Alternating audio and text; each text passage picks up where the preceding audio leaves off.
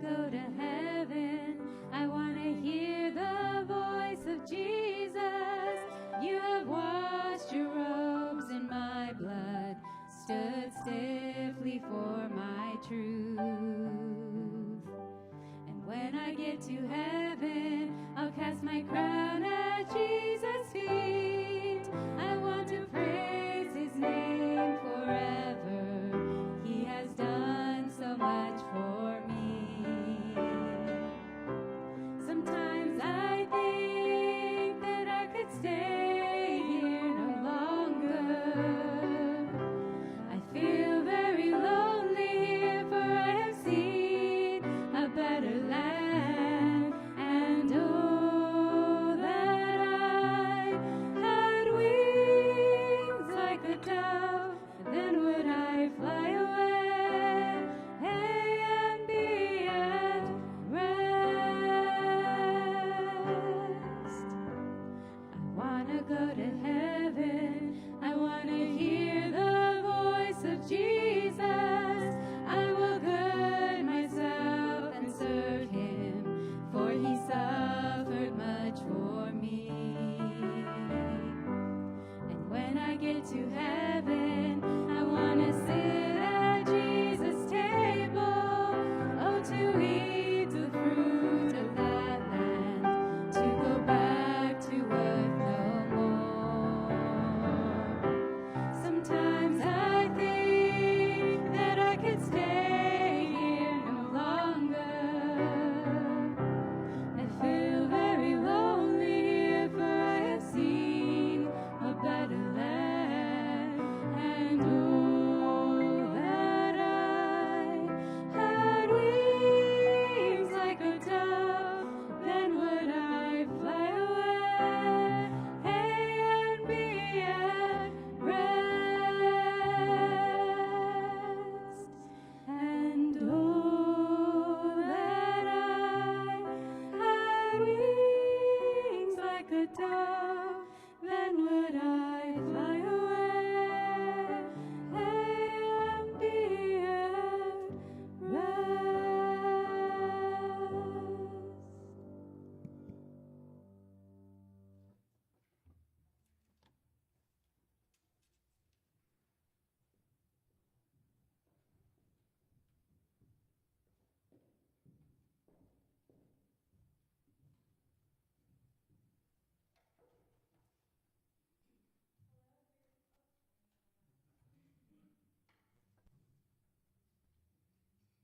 Hello.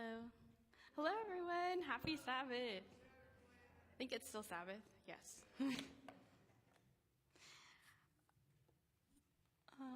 This is the last talk that I will be giving. Thank you so much, Milton, which is why we believe that Jesus is coming soon, or we've titled this one The Final Clash.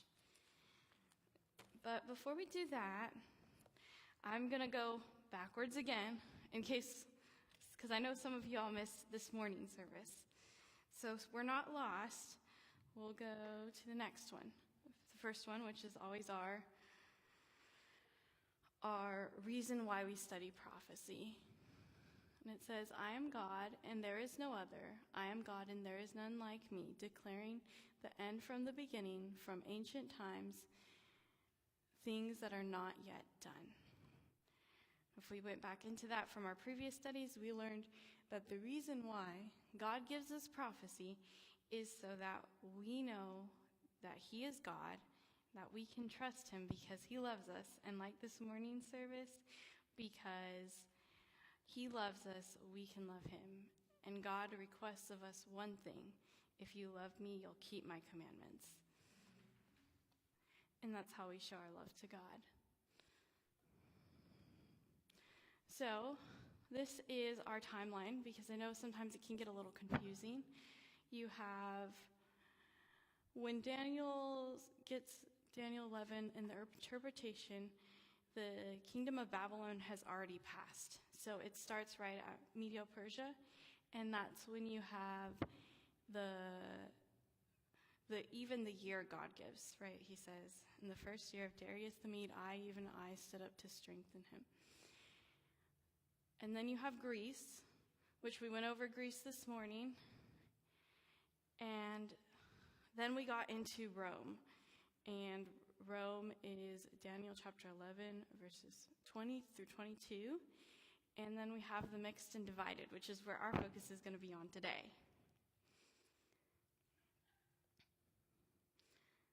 So we talked about where Jesus was in our timeline, and that is verse 22, and that's when the Prince of the Covenant is killed in the force of the flood. And we touched on it earlier, but at that time, which we have our verses,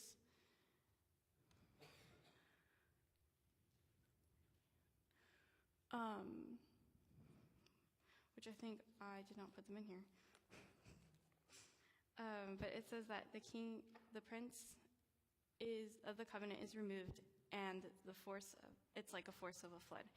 And that's when Jerusalem is destroyed, right? If we look back at history, what happens after Jerusalem is destroyed is that land actually there is renamed Palestine by Rome. And Israel is no more. You have a complete wipeout, right? And so that is there. And then after that, we kind of have nothing. And then we go on to verse 22 and 23, which that signifies the rise of the papacy. I will turn there right now since I don't have it up there. But it says,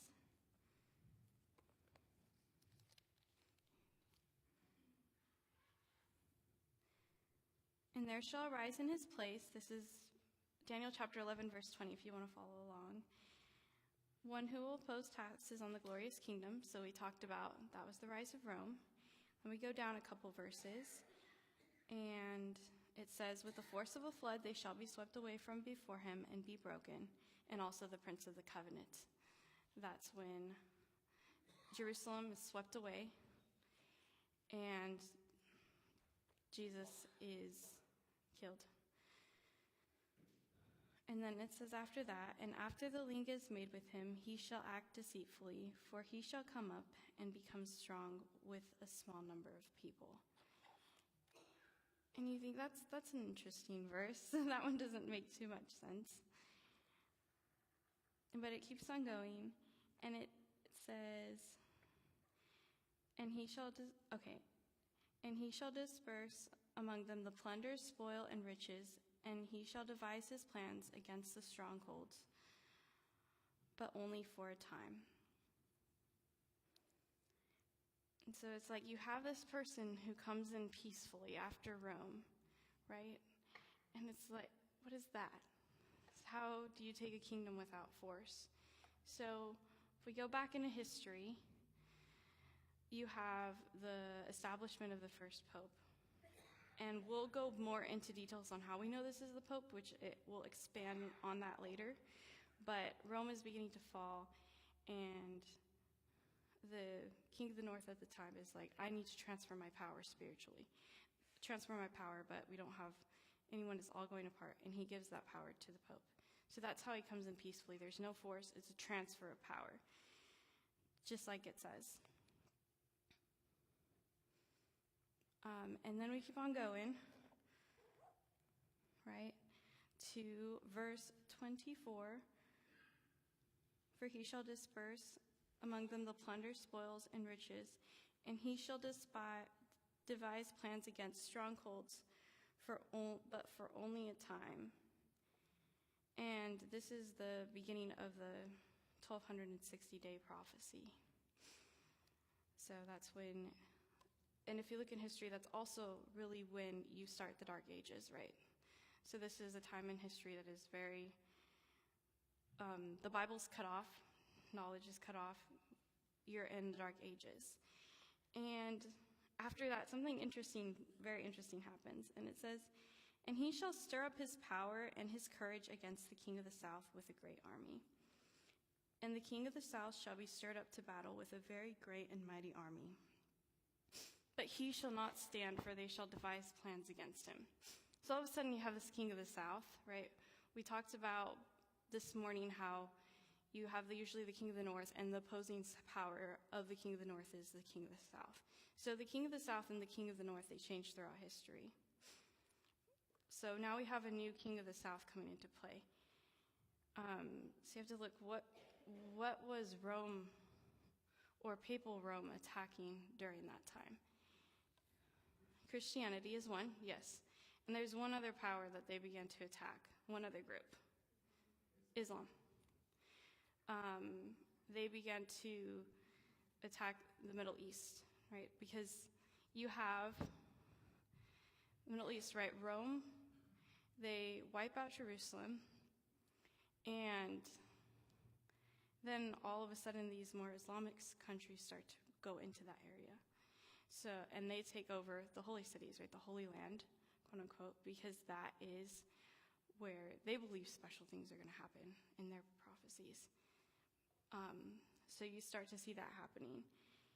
And that's really the only invasions they do. And you have 9 major crusades. So you have the crusades, that's where they go, and they send people to try and take over Jerusalem. And they kind of come to peace deals, and then they break them, and peace deals, and then they break them. And then you have we're going to go to verse 28.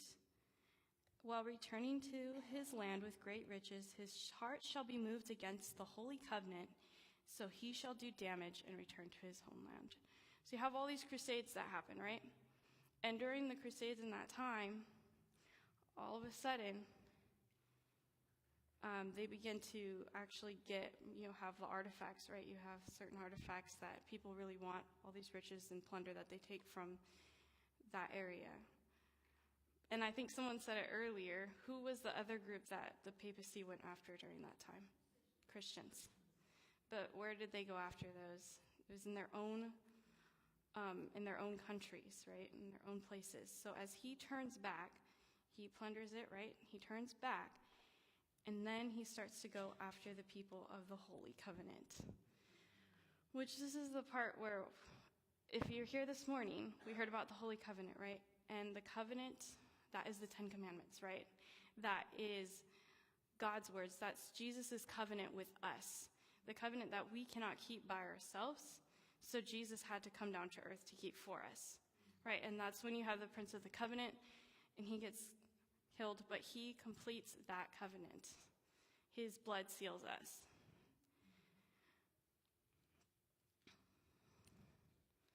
And then we're going to see a rise of something else happen. Which I think I have it up here now. Yes. So if you didn't bring your Bible, you're in luck. And then it says, at the appointed time he shall return and go towards the south, but it shall not be like the former or the latter. For ships from Cyprus shall come against him, therefore he shall be grieved, and return and rage against the holy covenant, and do damage. So you have this period, and we have it happen again, where they go to try to take that land. If you look at a belief that a lot of Christians hold and a lot of the people hold, is that Jesus is going to come back and he's going to take the throne of David in Israel, right? Or at that time the land was called Palestine. So they want that land because they want to establish their kingdom of earth right there. And so that's what the Crusades are about. The Crusades are them trying to take this land, just kind of steal this land and put their own powers into that land. But it says ships from Cyprus come. So he's not successful. And so what does he do again? He turns around in rage and goes against the people of the Holy Covenant. So he goes back after God's people, back after that covenant. One thing that we think about, right, too, is during this time, you have the 10 toes, they were broken up, right? So you want to reunite all of this land. You need one world order, and there's really two main groups at the time standing against that. You have people that choose not to follow the Pope, and you also have what we call Islam. So all descendants of Abraham, all descendants of Abraham, but all mixed up. So these three groups, you can't combine everything into one power if they're all separate. So that's what he's trying to do. So over and over, he tries to take that land. Back and forth, back and forth. And it says he turns in rage against the people of the Holy Covenant, and he goes to do damage. And then it says he shall return and show regard. Put it back on there. And he shall return and show regard for those who forsake the Holy Covenant, and forces shall be mustered by him. And they shall defile the sanctuary fortress, and they shall take away the daily sacrifices, and there they place the abomination of desolation. I'm going to go back. It says he shows regard for those who forsake the Holy Covenant. And this is where we have God's people, and then you have the anti-covenant, right? Which we'll look even more into that when we're going to show why the papacy has its own anti-covenant, which, like this, right? You have the first commandment, right? No other gods before me. A God of fortresses is honored, which we will go into that verse just a little bit later. But it says that this king of the north forsakes the God of his fathers, and he picks a God of fortresses instead, basically saying my own power is in me. I don't need God to protect me. I can protect myself. So you're putting yourself as a god. You have no idols again. You have a God of fortresses. Also, you see in the papacy, you have the saints worship, the worship of the vicar, which is the Pope, right? And then it says, take the name of the Lord in vain. So this morning we went over that taking the name of the Lord in vain doesn't just mean saying a bad word with God's name in it or taking his name lightly. It also means pretending to be a representative of God, but turning around and doing something else. So it's like I say I'm a Christian, but then I do everything that God says not want to. And I can also lead others astray in doing that. So you see that. He claims to be God's representative on earth, but he's already broken the first two commandments, which in the Bible it says, he who's broke one commandment is guilty of breaking them all. And then we can go into 666, the mark of the beast, right? That's again, the beast claiming to be God, speaking great words. The little horn, right? Those are all ways that you can take the name of the Lord in vain, pretending to be something that you're not. And then we have, remember the Sabbath day to keep it holy. What happens during that time? Does anyone know what happens and what the day gets changed to? I'm sure we all know. Sunday, right? It says, I have the power to change that, to change times and to change laws. The Bible says, remember the Sabbath day to keep it holy, right? 6 days you shall labor, do all your work, but the seventh day is the Sabbath. We went back in this morning, right? And we saw that Jesus rested on the Sabbath day. And he went back to work on Sunday. So then he rose. So you see that one broken, right? You have a false covenant because you have a replacement for every single one of these. Not only are you breaking it, but here's your replacement. Keep on going. Honor your father and your mother. The Bible says that he worships a God that his fathers didn't know. And who is our father? God. So if we're putting other gods before God and we're not honoring his word, we're not honoring our Father either.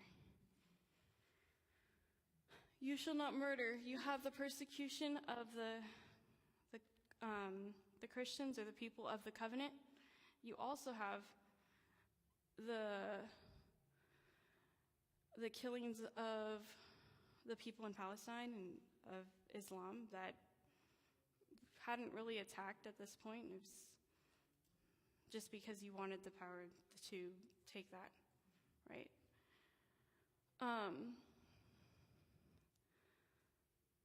Then you have no adultery.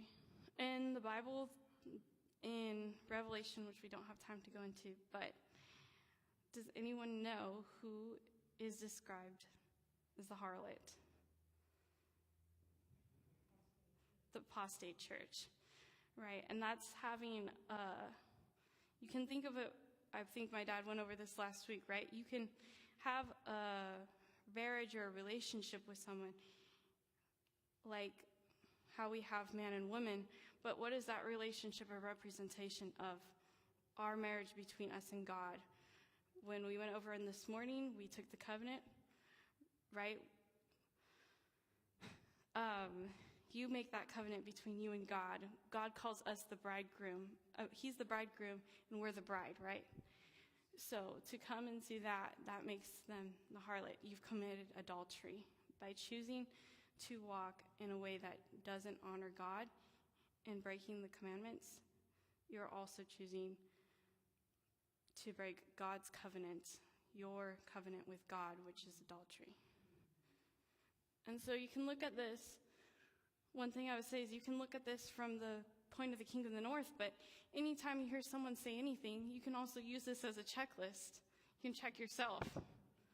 You can see, am I breaking God's covenant that he wants with me, right? How do we know, how do we determine a false prophet from a righteous one? We look at their fruits. We look at their covenant with God. Are they in line with what God is saying? Okay, you shall not steal. You have the attempt to take God's kingdom, but you also have the attempt to take land that's not yours, right? You have the Crusades. It says that they overwhelm these lands and they take their items for their own gain. And that also happens to God's people, right? The Christians are persecuted, their homes are taken, any values or bulls or possessions they have, gone. You shall not steal. You shall not bear false witness. You have them bearing false witness against God's people, right? You shall not bear false witness against your neighbor. No, you disagree with them. You have people claiming that they were apostate, right? That God's people, the chosen people. And you shall not covet. And then that's, again, the same thing. You see them coveting by taking what's not theirs through force. You also have the first lie in the Bible, right? You eat this fruit and you shall be like God. You have the Antichrist. What is he coveting? He's coveting God's power, what God wants. So that's our false covenant. So we can keep on going. And so it says that he shows regard for people who forsake the covenant. So he basically is gathering people around him that are not following God. Because sometimes we like to really condense it down. But if we're not following our covenant with God, we're on the other side, and we don't want to be on that side. And we'll get a little more into that in a minute.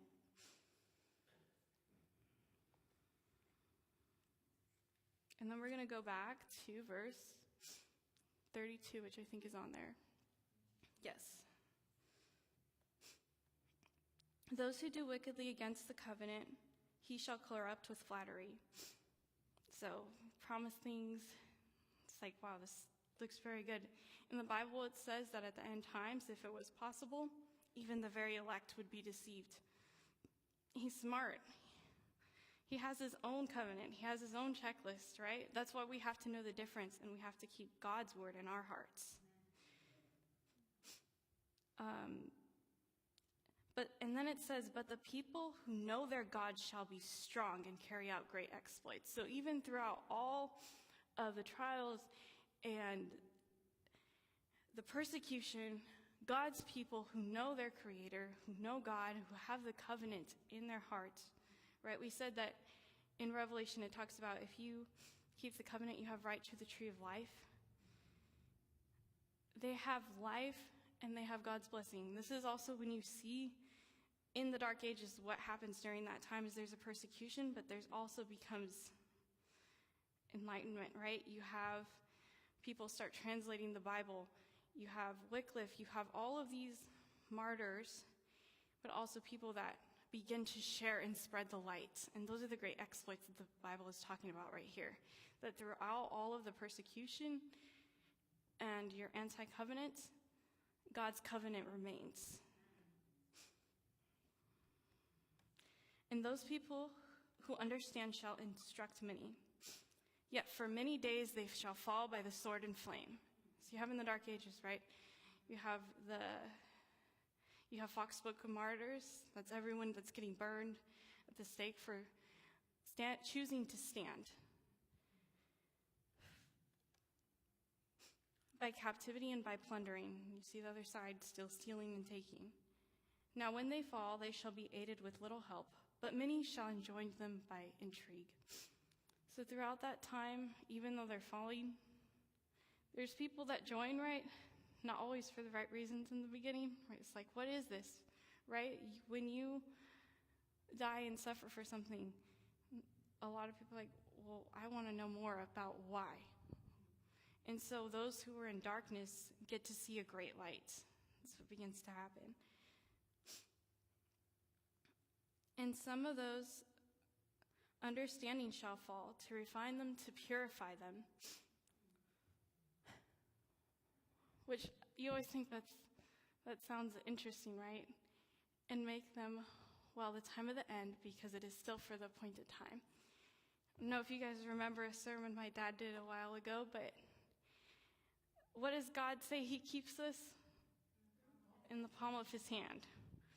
And what happens if you're walking in God's hand and you stumble and fall? You're still in his hand. So throughout that, God is still taking care of you. So even though you may struggle and your walk with God isn't perfect, he still has you in his hand. And it says to purify them. So it's not a 100% fall, right? It says a righteous man falls 7 times, but he keeps getting back up. So throughout that time, God says he's just refining and purifying us. He can take those falls and bring good out of them. So you think, wow, we keep on going, right?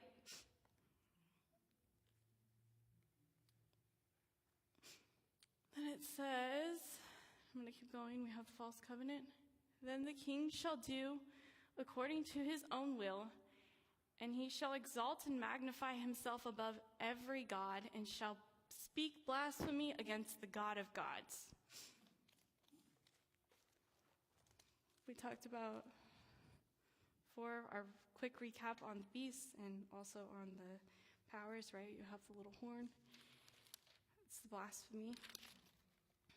Then we keep on coming. Keep going.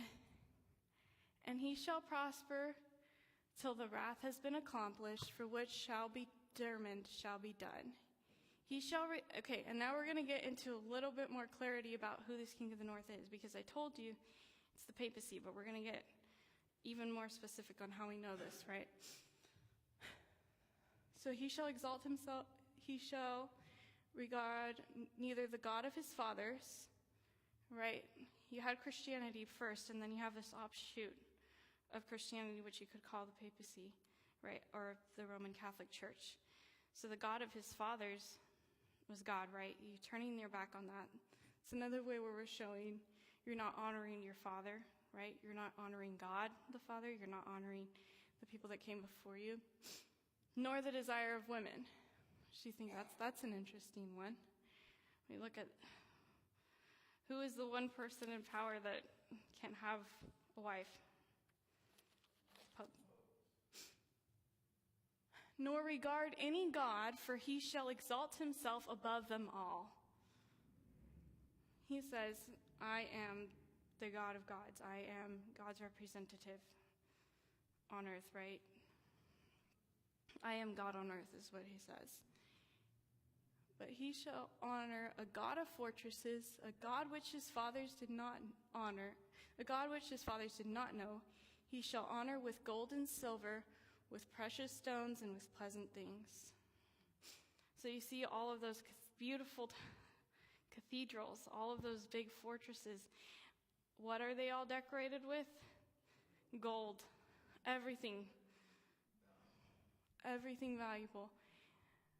Thus he shall act against the strongest fortresses with a foreign god, which he shall acknowledge and advance his glory, and he shall cause them to rule over many and divide the land for gain.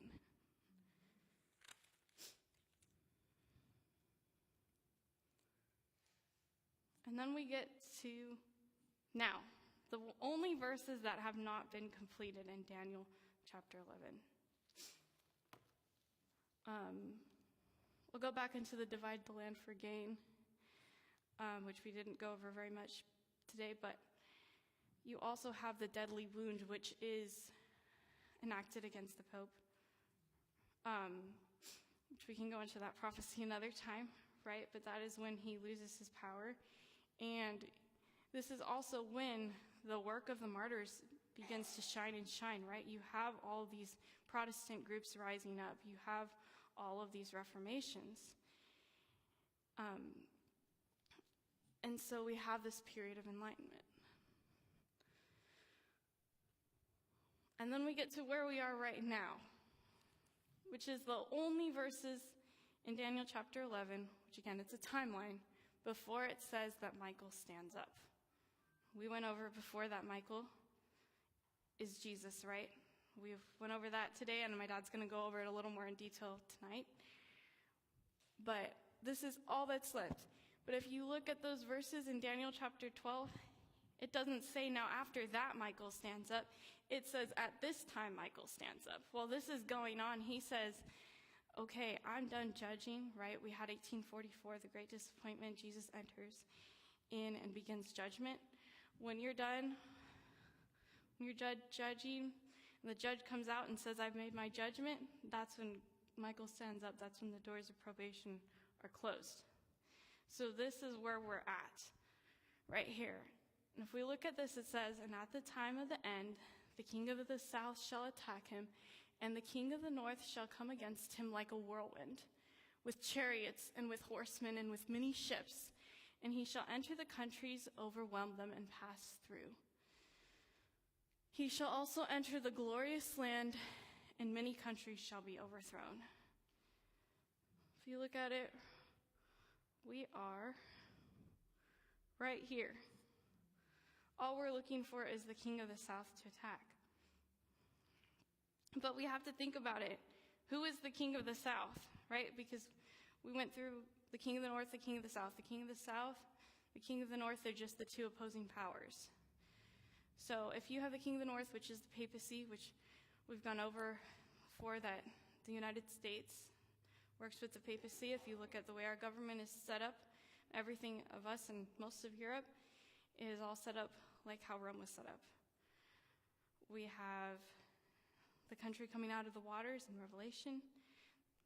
That's the United States. It's a piece of land that doesn't come out, who has the largest military in the world. The Pope can't do anything without backing, right? So who's going to back him up? Well, in the Bible it says that this land comes out of many waters, and that's who backs him up. The only land that's come out of that is when we discovered this land, right? The land that hadn't appeared yet in the Bible times. So there you are, you have the backing up. So who is the South? And a lot of times I've heard lots of people give very many different arguments on this, right? Some people tell you, it's this place, and then other people are like, no, it has to be this one. But we have to remember, why does God give us prophecy? So is it really our job to know who is that king of the south if God hasn't told us? No. Is it still nice to kind of think about it? Yes. But that is not our mission. Our mission is for this to encourage us to say, hey, at the end, who wins? God. Jesus wins. Michael stands up. It doesn't matter who the king of the south is. But if we look at history, there's one part, right, that it kind of leads you back to. So we have the king of the south, right? And just because it says king of the south, just like we know the king of the north isn't, there's one leader, but there's lots of other countries that are working with the king of the north. So this king of the south, we're going to just look at the Bible, right? Let's not look at anyone else's opinions. We're just going to look at what it says. We're going to try and determine the area first, right? Because that's actually pretty easy to do if you read it, right? So, and with many ships he shall enter the countries, overwhelm them, and pass through. He shall also enter the glorious land, and many countries shall be overthrown. How do we know it's more than one country with the king of the south? Because it says countries. So what group of people is this? Are you looking for one, or are you looking for a lot? Correlation. So does anyone remember where the glorious land is, or what the glorious land is from this morning? Jerusalem. And why did we say that the papacy and that lots of Christian groups want Jerusalem? They want to set up heaven here on earth, right? They want to take over and have the quote-unquote Christ sit on David's throne in Jerusalem. So we have to think, okay, what else is in that area? You have Israel. What other countries do you have? This is where it gets a little more spiritual, right? Because you have Israel, so you have Judaism. But it doesn't make it seem like Judaism is the main... Uh-oh. I think I clicked through all of them again. Uh-oh. Wait. Okay. Backwards. There we go. Okay.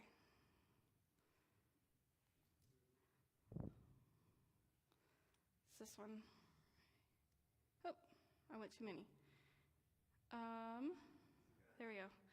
Okay, so I really think it's Israel, right? Because that's more of like it doesn't make that seem like that's the main thing that's happening here. It says, oh, and he shall also. So what other countries are around Israel? What other spiritual places are there? Islam, right? If you want a one world order and a one world religion, what religions are standing in the way of the papacy? You have Christianity, you have Islam, and you have one other that some people don't like to call a religion: atheism. Have you ever heard the saying, the enemy of my enemy is my friend? If you look at the world right now, you have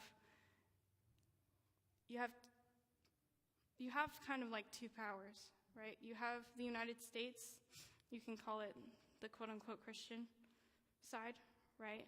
But you also see that the United States is the lamb-like beast. It's the lamb that looks like a Christian but then turns into something else, right? Just the papacy. You look at how our government, everything's lined up, how it's all set up. It's Rome, right? It appears to be something it's not. So you could really say we have the people of the covenant, God's chosen people, right? And then you have atheism and you have Islam. Those are the main powers in this world. So we'll keep going, but we're just going to keep that in our heads, right? We got those three. So if you know that the king of the north is the papacy, and then who would the other opposing power be from the spiritual realm? Atheism, Islam. Because God's people, throughout this, we're not the king of the north or the king of the south. We're just caught in the middle. We see all of these things going on around us, but we're not of this world, right? We're just in the middle. So the king of the south, you could say, would have to be atheism and Islam. Those are the biggest religions in the world, besides Christianity. If you need one world order, if you need one religion, well, you gotta get rid of one of them. Or both of them, right? So, keep going. I'm going to skip. And it says, he shall have power over the treasuries of gold, silver, and over all the precious things of Egypt. And also the Libyans and Ethiopians shall follow at his heels. How many of you know who has control over all of the treasuries in the world right now?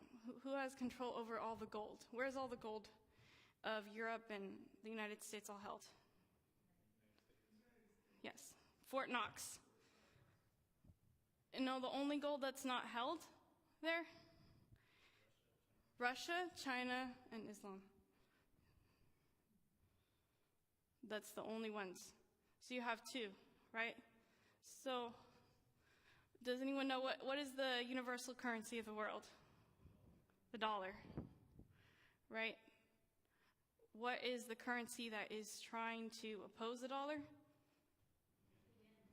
The yen, and you also have BRICS, which is the currency that Russia, China, and Iran are building together. And go back. Does that fit our countries? It says it's countries, right? That you have the atheism, rise of atheism, Islam, those things. So, what event are we waiting for the end of time to happen?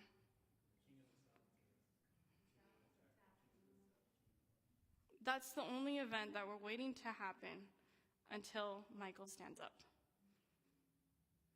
Only thing. Would you all agree with the fact that the Middle East is pretty stable with everything going on right now? No. That's where I'm going to go into this, right? Who is doing military drills right now as we speak? Iran and Russia together. And who is setting up their ships all around the Middle East and Iran right now? What does it say in our verses right here? It says, "He shall come against him like a whirlwind, with chariots, horsemen, and many ships." What else do we see announced a couple days ago that they were going to bring in? They're bringing in the ships. There's one other thing that they're bringing in. The airplanes.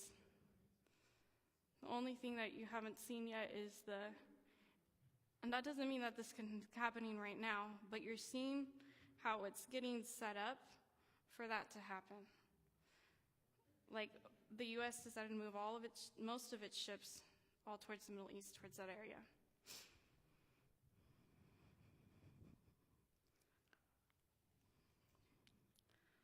So it says that the king of the south attacks him, right? But we can't look at this as the U.S. and Russia and China, right? Because we're looking at this from the spiritual aspect, right? So who's the king of the south attacking?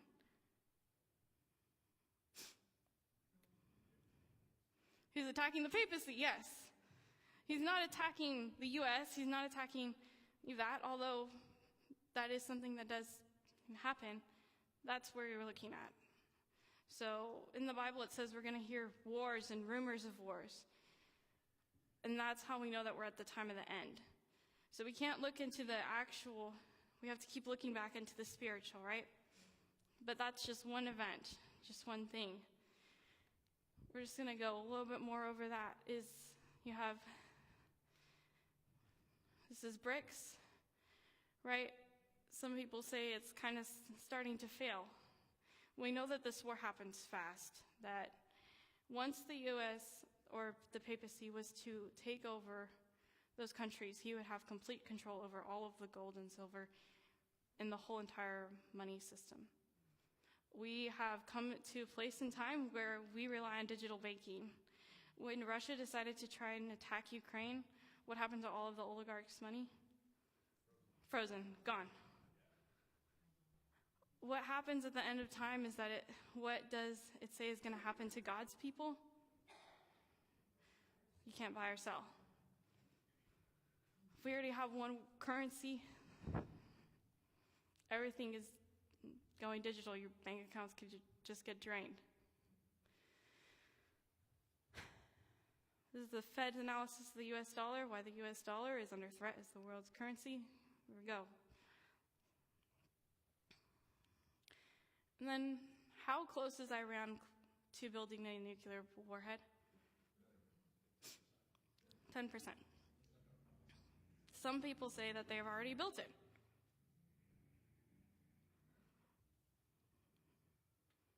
If you have one spiritual group against another spiritual group, which again, I'm not saying that every single person that is Islamist is like this. This is more radical, right? You have papacy, which is, you have radical and radical, right?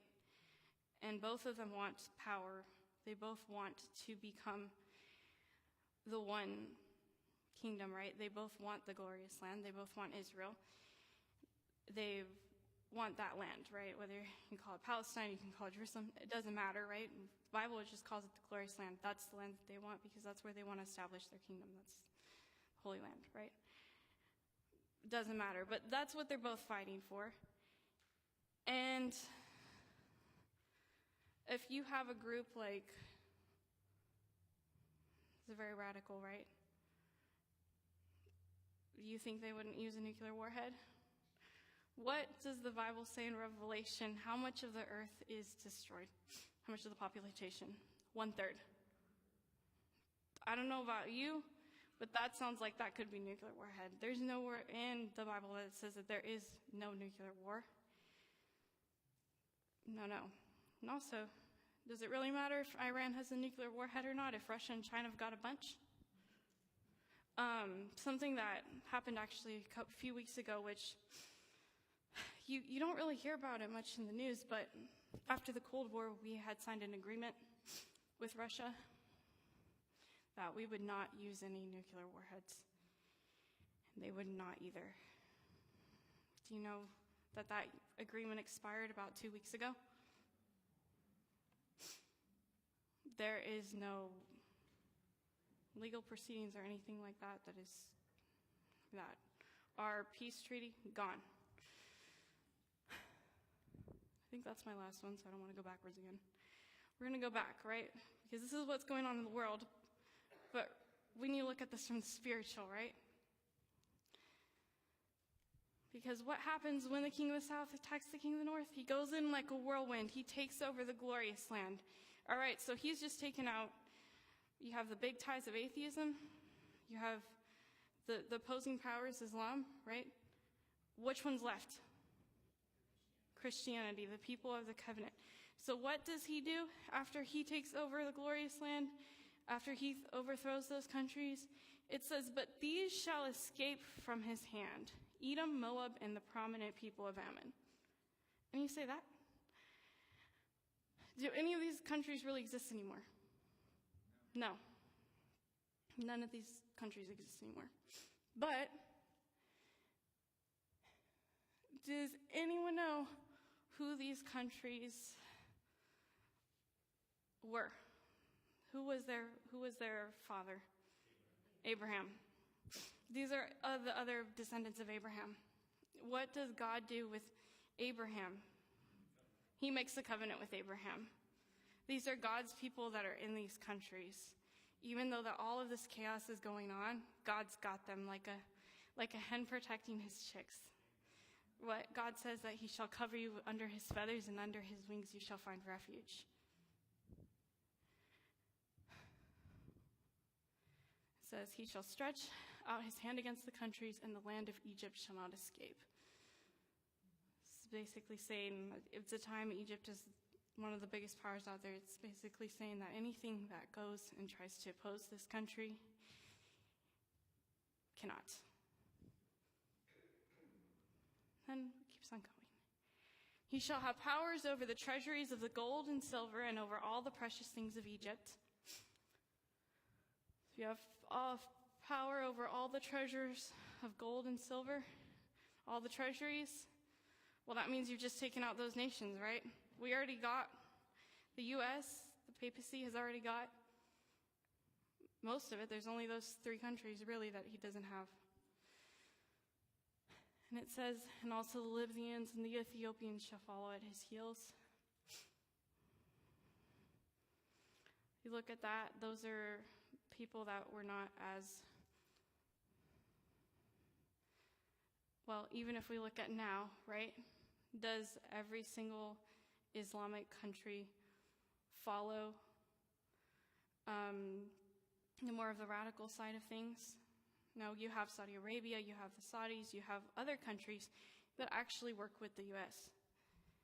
And when we have the mark of the beast at the end, it says there's some that receive it on their forehead and some that do it on their hands. So just because you're like, well, this is the new power, they're coming to play, I don't really agree with it, right? But this is just what I'm going to do. So you see that happening. But news from the east and the north shall trouble him, and she shall go out with great fury to destroy and annihilate many.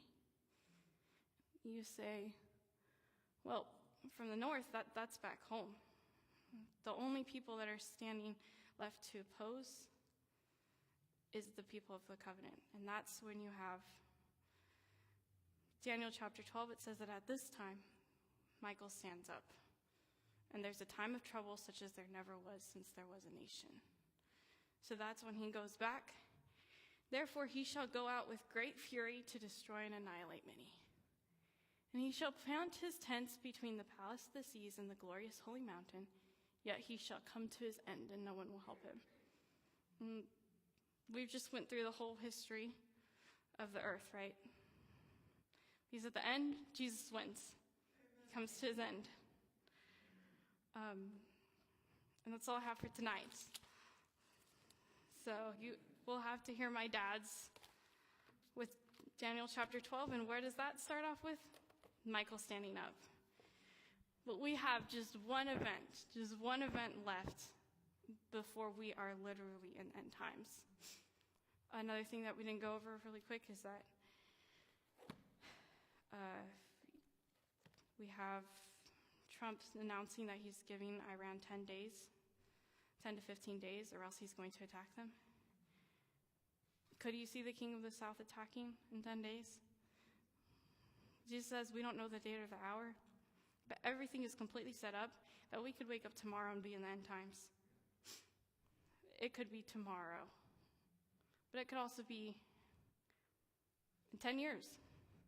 That's why Jesus says you have to be ready all the time, because all you're waiting for is one thing to launch us into the end. And with how unstable those things are, could literally be in an hour. Or as I'm preaching this, it could happen.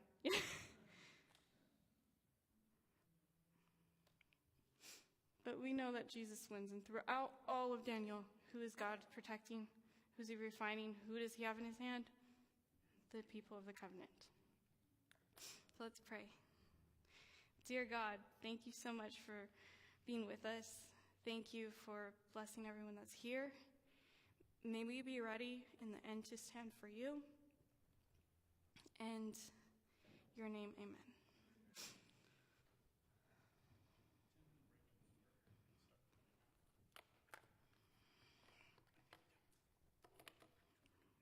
We're going to have a 10-minute break, and then we'll start our next one with my dad, which is Daniel chapter 12. We'll see how God stands up